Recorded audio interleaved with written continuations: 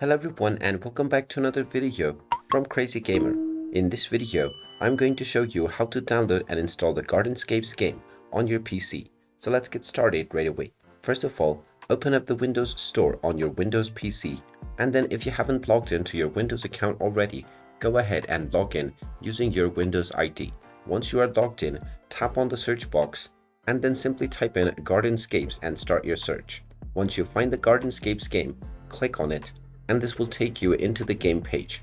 Now click on the Get button and this will begin the download and installation of the Gardenscapes game on your PC right away.